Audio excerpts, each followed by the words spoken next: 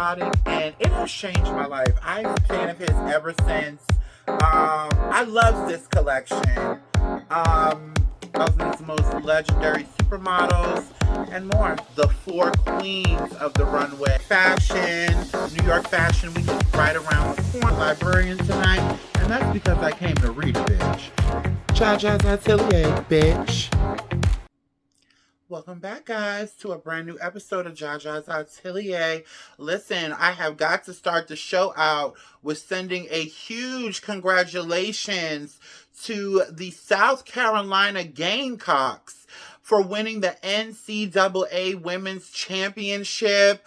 They were undefeated the entire season, and also a huge congratulations to their coach, the legends, the icon, honey. And by the way, the very well-dressed Dawn Staley. She took the team to new heights this year.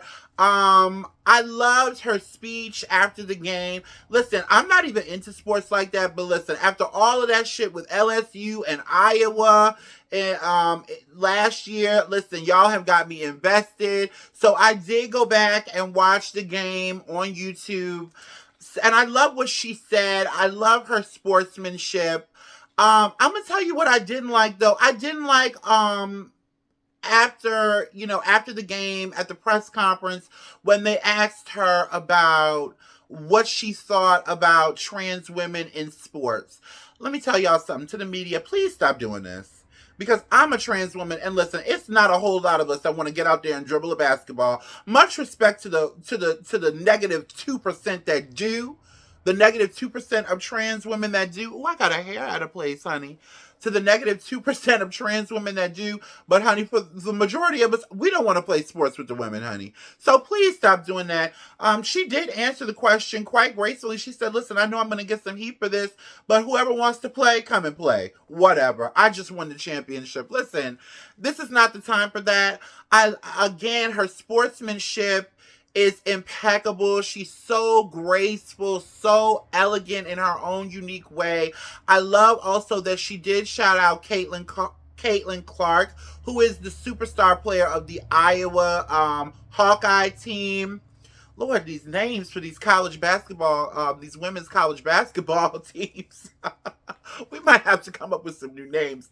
But yes, I also appreciated that. But I didn't like how we tried to turn this into an either or. This is sportsmanship. Let's bring sportsmanship back into the game.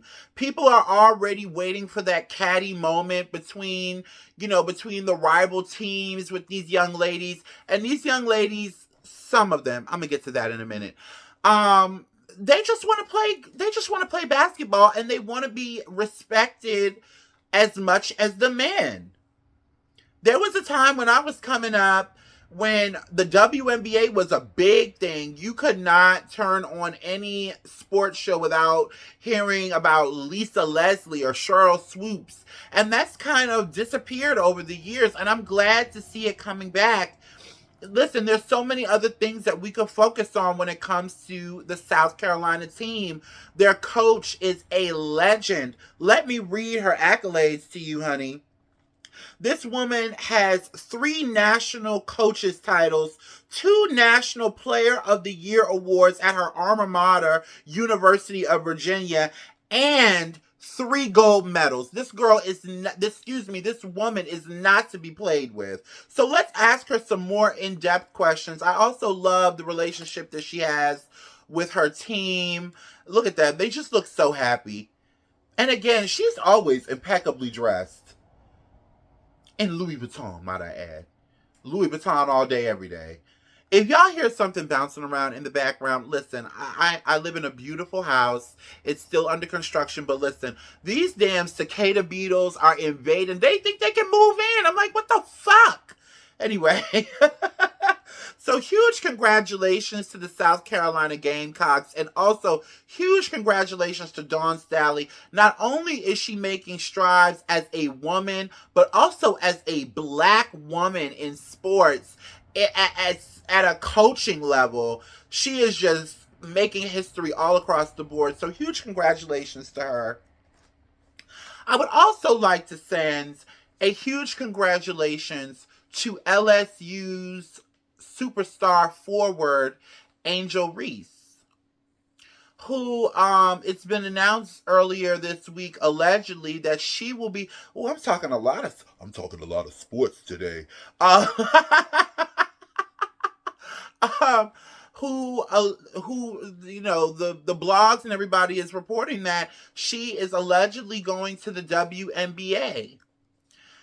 I remember when all of this stuff with her and the LSU team was going down, and how the media really gave these girls a hard time. But at that time, I just didn't want to cover it because it seems like within our community, we are not allowed to hold certain ones of us accountable. We're not allowed to give an opinion on a black man or certain black men and certain black women in the spotlight for whatever reason. I think this girl is so beautiful and so talented, much as I thought of Sha'Carri Richardson. But I'm going to tell you something, young lady. Every time I have heard about you, it has been an issue. I have seen her on the court, and the way she carries on with the coaches, and the way she carries on with the referees, and the tweets, and the internet stuff. I think she is, again, beautiful, super talented.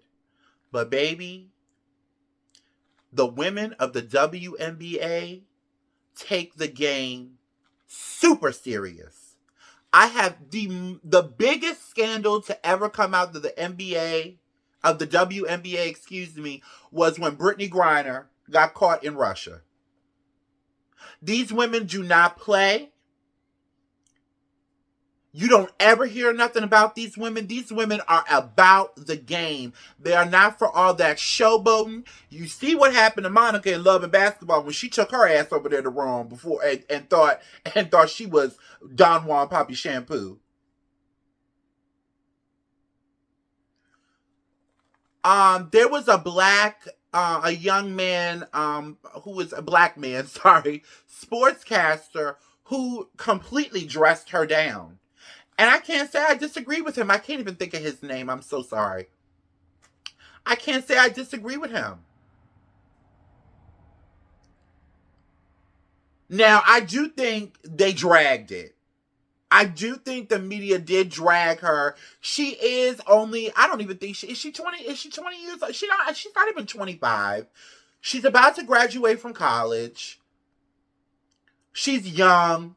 They're going to make mistakes. We don't have to drag them to the end of the earth, but we also need to leave a safe space to give constructive criticism. I think she could be the next big thing of the WNBA. Her and Caitlin Clark. But baby, you're going to have to tone that down. You're going to have to tone that down. We don't have to drag her to the end of the earth, but there is room for improvement. Look at what it did for Sha'Carri Richardson. And now she's doing amazing things still.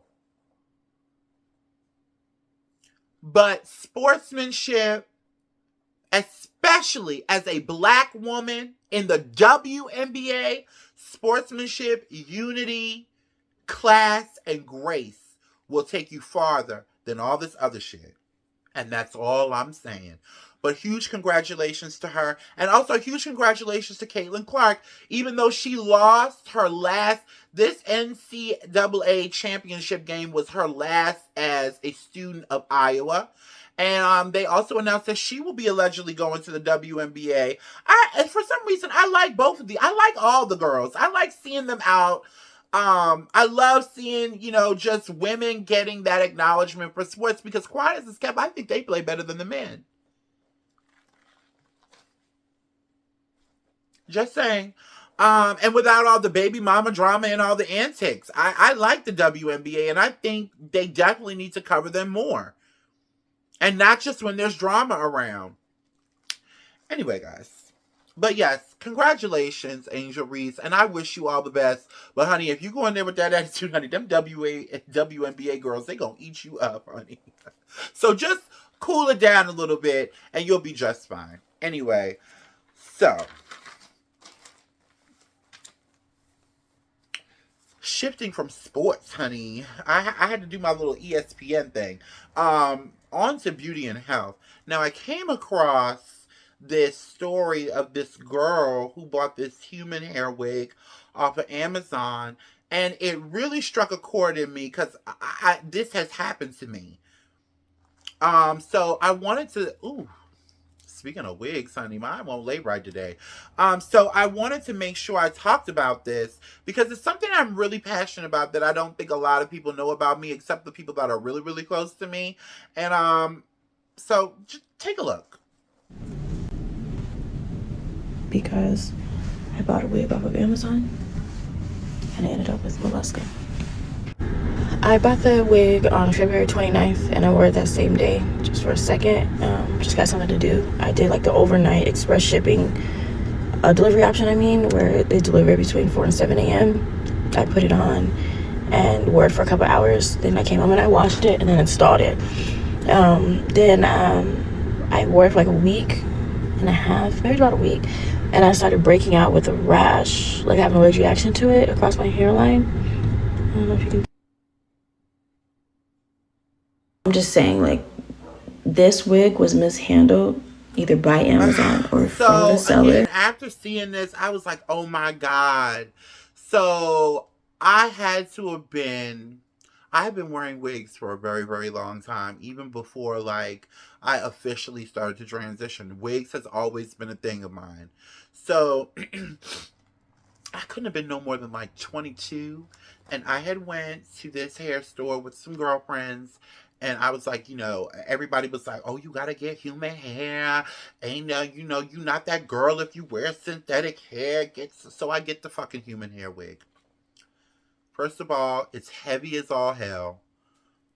The wig was too small for my head, and this is before gluing your lace was even a thing. Like, bitches wasn't gluing lace back then. We were just putting the wigs on and going on about our goddamn day.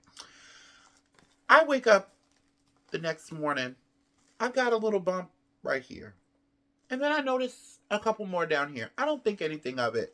I wake up the next day, I am completely broke out, all over my neck, all on my shoulders, all on my back, similar to what this girl has, except mine was kind of dry and patchy.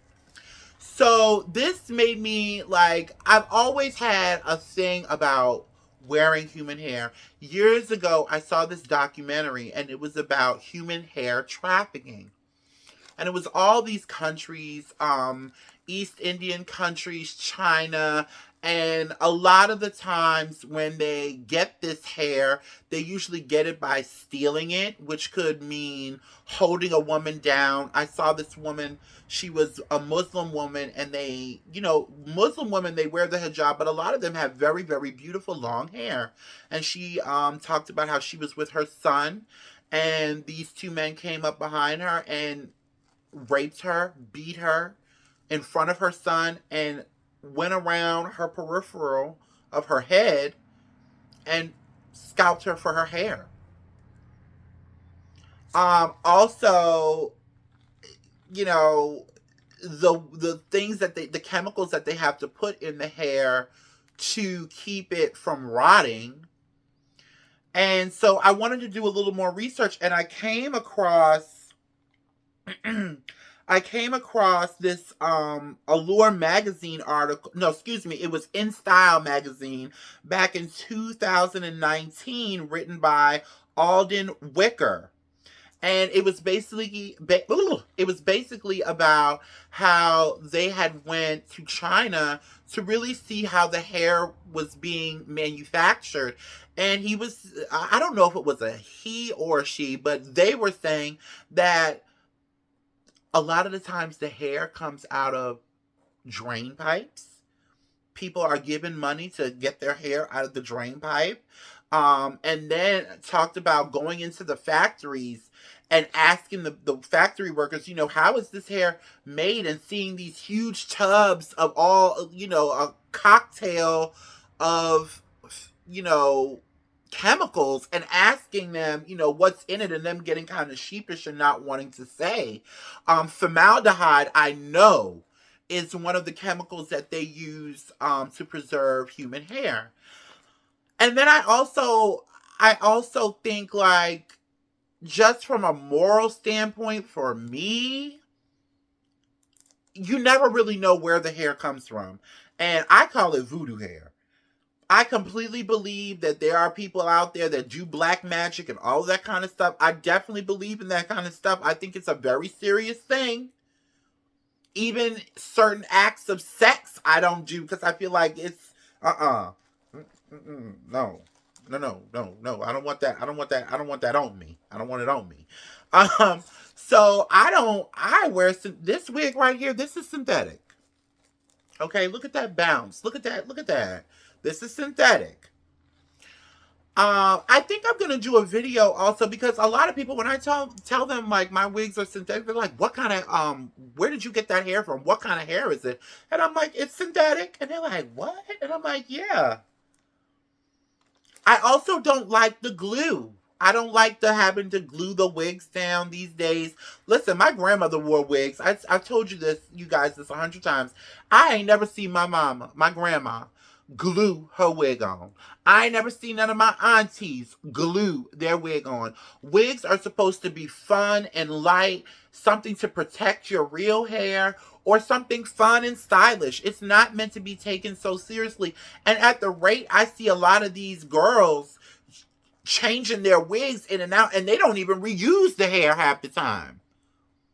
I know girls right now in everyday life that pay $500, $600, $700, $800 for a wig, for a bust down, and when they take that bitch off, it goes in the trash. They don't even reuse the hair. So you have to think, how are they getting all this beautiful, luxurious hair? In this article from 2019, this is 2019, they said America is the largest hair consumer, bringing in over $800 million worth. This is back in 2019. So it's not far-fetched to think that people are going out of their way doing doing heinous and, immoral, not only heinous and immoral things to get the hair, but also unsanitary things to get the hair. I don't know what the big deal is, whether you wear synthetic hair, whether you wear human hair, but I do also think there's a stigma around synthetic hair that it doesn't last. Well, I wore an old wig a couple weeks ago. Was it the episode? Was it last episode, or was it the episode before last? No, the episode before this episode, I wore my bust down. So it was the episode before last. That Kim K wispy flip. I've had that wig for 8 years. And it is synthetic. I think a lot of people need to just realize that synthetic hair is synthetic. It is sometimes made of plastic fibers. I've had some wigs made out of silk fibers, which is the one that I wore that I'm talking about. I got a picture of it right here. And they're all different. I think the maintenance also depends on the shampoo. You can't sleep. I wouldn't sleep in one unless I have a gentleman suitor, for the nights, darling. And I have wigs for those occasions. But, your good wigs that you wear out when you go out, you can't wear them. There are certain rules when wearing synthetic hair, but I see nothing wrong with wearing synthetic hair. It's cheaper. From what I believe, it's healthier.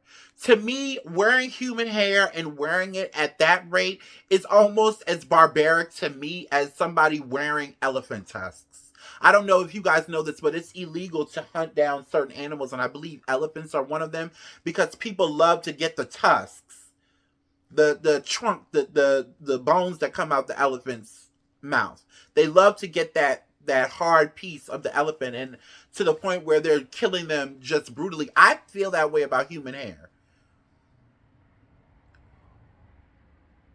And I think years to come, I think we're going to be hearing about, those commercials like, did you use Gorilla Glue to glue your wigs on?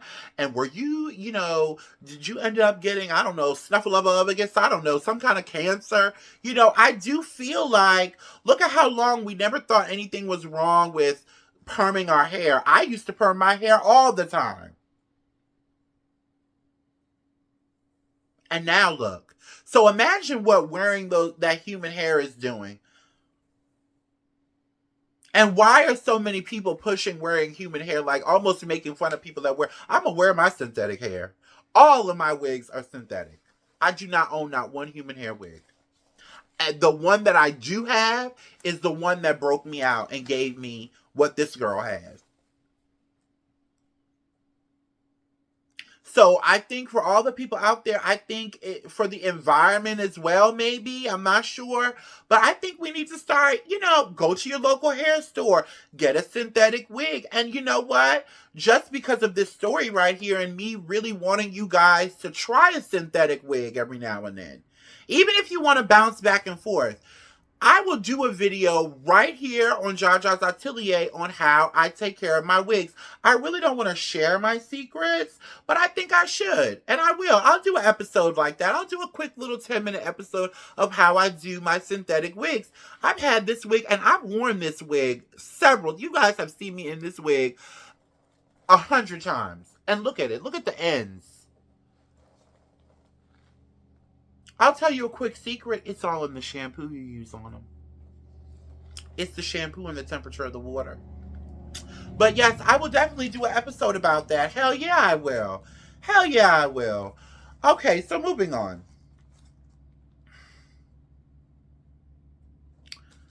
This I'm really happy about. So, historic paint company Sherwin-Williams, who I didn't know this, but they've been around since 1866. Okay, I remember, ask how, ask now, ask Sherwin-Williams. I remember those commercials when I was a kid, back when I was a little boy. I remember those commercials. But they are doing a new ad campaign to bring attention to their least sought after color, which is this really, really gaudy shade of gold. They're doing this ad campaign to promote it. It's called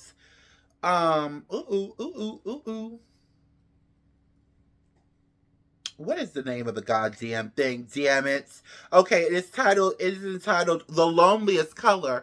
And to celebrate the loneliest color, this gaudy ass shade of gold, which I love, they are bringing in fashion and hip hop icon Dapper Dan as their creative director of the ad campaign, and to also design several wearable pieces in the color that went on auction on eBay, I believe, on the 4th of April. So I don't know if they have any more pieces left or they're sold out. I haven't followed up since I read about this story.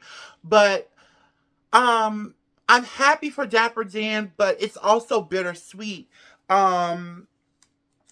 In an interview with Complex Style, the fashion icon said, everything you've seen that I've done, and I quote, everything you've seen that I've done with all the major brands that have been implementing the innovation that I brought over the years, but never once was I offered the position of creative director. That's what makes this here so important. And I thought, wow.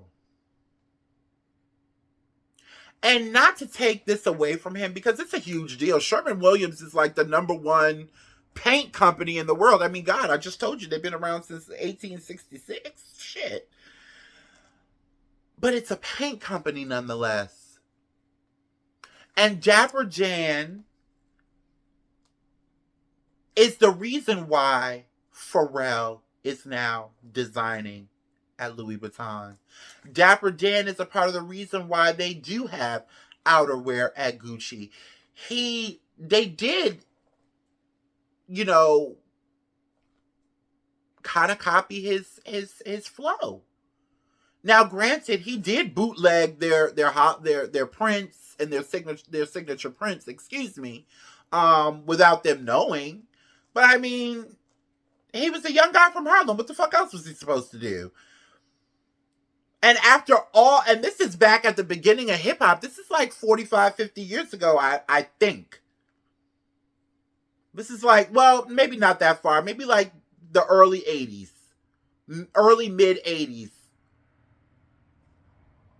So after all of these years, and then it led me to think, when they announced that Pharrell was going to be the creative director for Louis Vuitton Men's, I thought it was I was like, that's really random.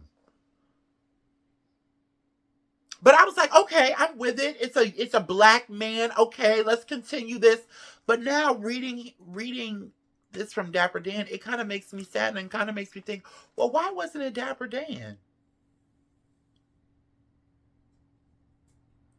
Not to be the creative director of all of Louis Vuitton, because Virgil Abloh, God rest his soul, was not the creative director of all of Louis Vuitton, and neither is Pharrell.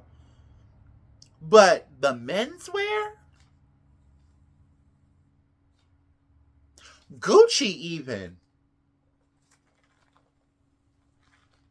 He put y'all on the map with the black consumer. Let's be very, very fucking clear.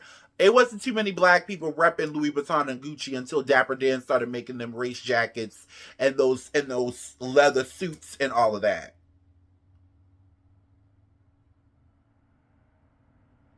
And this is why I be so like looking at people like, oh, you I can't fuck with nobody that wear no knockoffs. I'm like, girl, they don't even. Now, I'm a fashion girl. I appreciate the brands, but I gotta call a spade now. They don't always, these brands, these labels, girl, they don't always support us. Sometimes they do, but not always. And the very man who brought attention to them in the community of hip hop has not even been offered, not even just 1 year, not even just one collection as creative director. I think we need to fix this. Pharrell could definitely bring him in and co-create, and not even co-creative direct. Be like, I'm going to step aside this season and Dapper Dan is going to fill in for me. Pharrell could definitely do that. Sabato De Sarno could, he might not know. I don't know if he's familiar with Dapper Dan. And that's a fair statement to make. He might not be familiar, but if he is, he could definitely say, hey, let's let Dapper Dan. It shouldn't even be a question. These damn cicadas. But it shouldn't even be a question. Oh my God, they're taking over. I hate these things. Anyway, it shouldn't even be a fucking question.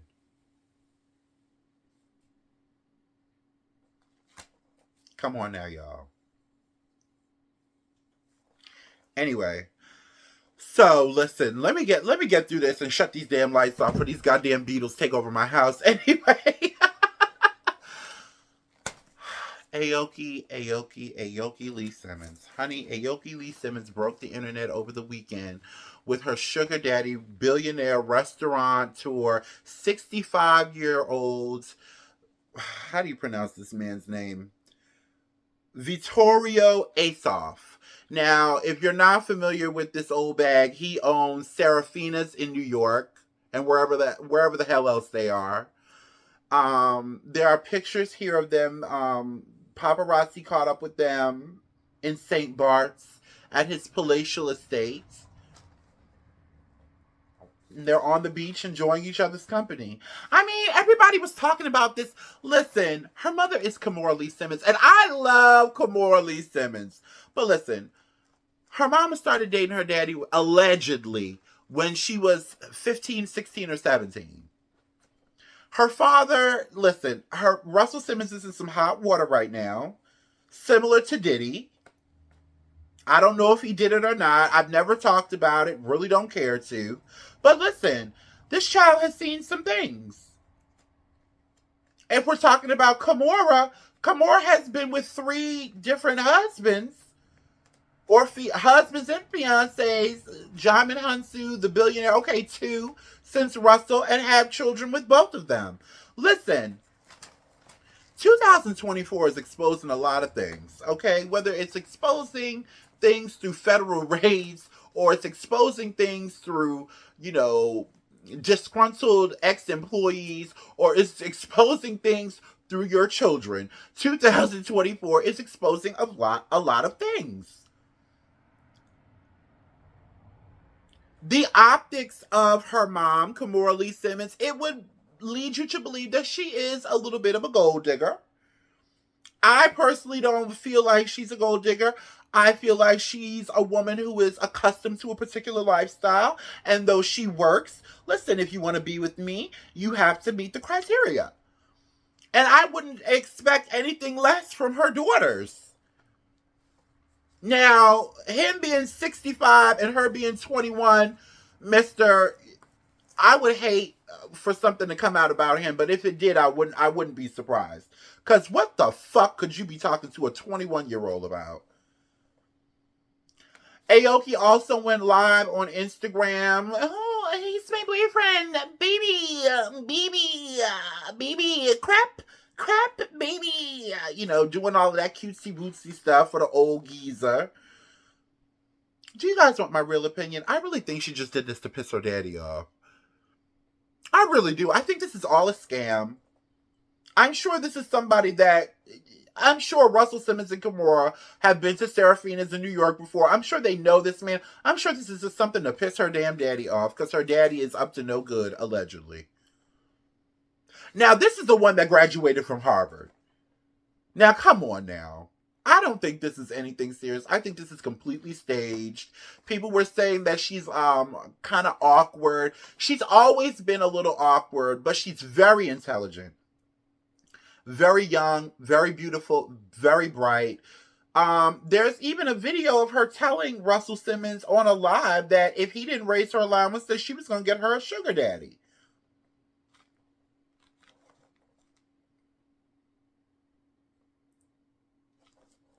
So, I mean, when somebody tells you who they are, believe them the first time. I don't know. I really don't give a fuck. If she wants to lay with a walking liver spot, God bless her. I know that she's been on the modeling scene heavy. I've seen her in a couple of ad campaigns. So, I mean, listen, I think, let's stay out of people's business 2024, but not too much, because I still need to talk about something. But I mean, come on. Men have been doing this since the dawn of time. I think what it is that it's a white man. I think that's why everybody's so upset. Because it's a white guy.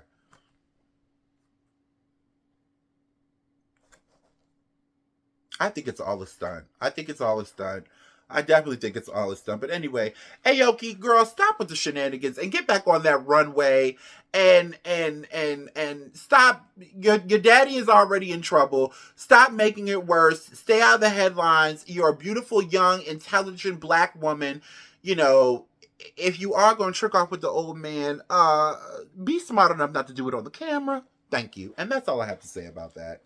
All right, so this is our last story of the day, y'all. So Rihanna is, honey, now I was having a little gripe with Rihanna earlier, because I was like, I love Rihanna and everything, but there are other fabulous black girls out there, mainstream media publications. But listen, when I saw this right after I went on a tirade, and again, I love Rihanna, don't get it fucked up. I saw this Interview magazine cover.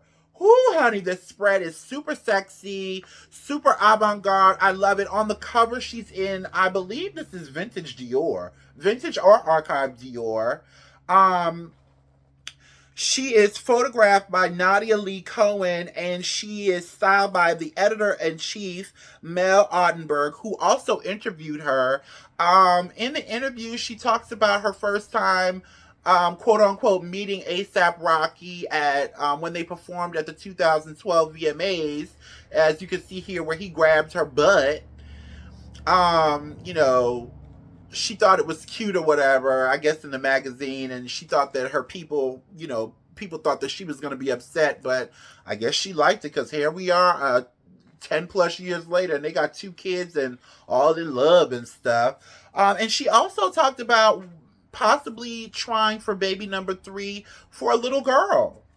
I would like to see, I think Rihanna wants a little girl. She would be so cute. I don't think I've seen pictures of her youngest son, but her oldest he's so cute. He's like the best. He's got the best features from both of them. It's like the perfect mixture of the both of them. But I haven't really seen the younger one too much. I love the spread. Can we talk about the spread, honey? Oh, now this is what I want to see in an editorial, darling. Yes, I love it. But you know, oh, excuse me. Mr. Mel Ottenberg, he always brings the heat with the editorials. I love his work. I love his work. And he's real like laid back and really doesn't give a fuck in the interviews. He's really cool. I would love to meet him one day. Anyway, guys, that was today's show. Do y'all like my outfit? Am I giving Cowboy Carter? I feel like I'm giving a little bit of Cowboy Carter mixed with a little Shania Twain tonight. With a little Coyote Ugly. It's just a hodgepodge of bullshit. You know? Anyway, ooh, I got that shit on.